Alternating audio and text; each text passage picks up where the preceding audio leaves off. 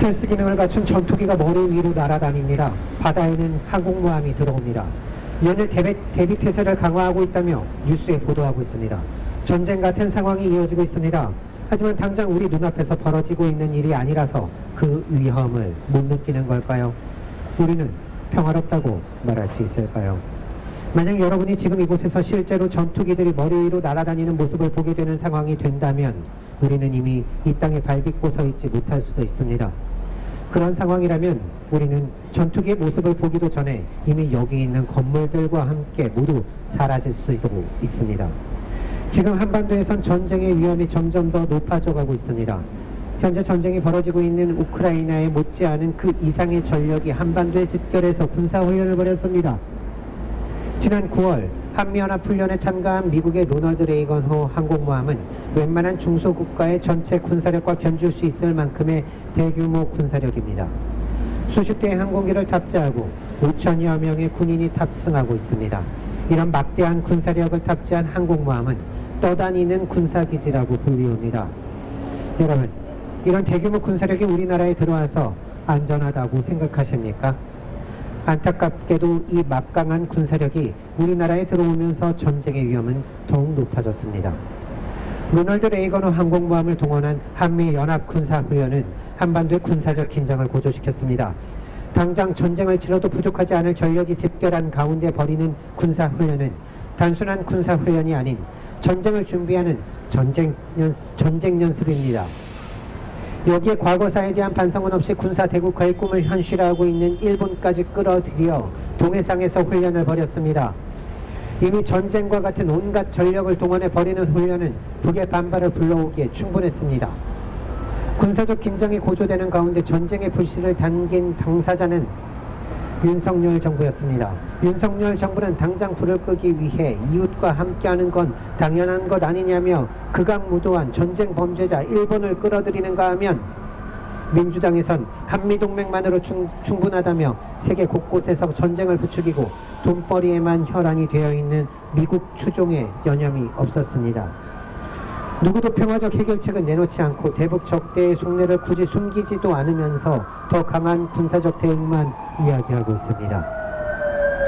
전쟁의 불씨를 당겨놓고 북한의 반발을 불러일으키고는 그에 대해 대응한답시고 부랴부랴 여기저기서 쏘아댄 미사일은 낙탄 사고를 일으키고 또 추적 신호가 끊겨서 어디로 간지도 알 수 없는 웃지 못할 코미디 같은 상황을 연출했습니다.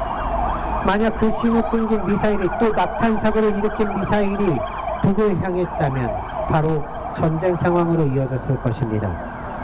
지금까지 상황만으로도 우리는 얼마나 큰 전쟁의 위험을 안고 살고 있는지 알 수 있습니다. 그런데 이런 상황에서도 윤석열 정부는 호국훈련을 벌이며 군사적 위협을 지속하고 있습니다. 작은 마찰도 전면전으로 이어질 수 있는 위험한 상황에서도 전방지역에서 사격훈련을 벌이고 있습니다. 북의 도발에 대한 대비태세를 확고히 하겠다고 하지만 오히려 북의 반발을 부추기고 있습니다.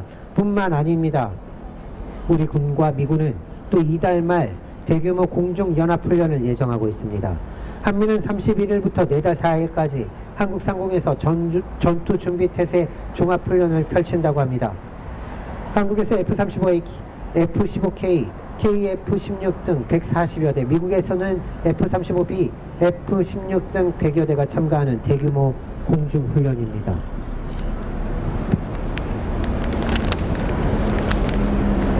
북의 핵시험이 임박했다면 온갖 전략 자산들을 전개하고 있는데 F-35A 항공모함, F-35B 등 순차적으로 전략 무기를 전개함으로써 북의 핵시험을 부추기고 있는 상황입니다. 자동차를 타고 서로 마주보고 달려가며 어느 한쪽이 양보하지 않으면 파국에 치달을 수 있는 치킨 게임처럼 보일 수도 있지만 그렇지 않습니다. 지금은 자동차를 타고 서로 마주보고 달리는 게 아니라 자동차로 북을 벼랑으로 떠밀고 있는 상황입니다. 여기에서 멈추지 않는다면 벼랑 끝에 다다르기 전에 북에선 핵시험까지 감행할지 모르겠죠. 한미일이 온갖 무기를 갖고 달려가는 그 끝엔 전쟁밖에 없습니다. 당장 멈춰야 합니다.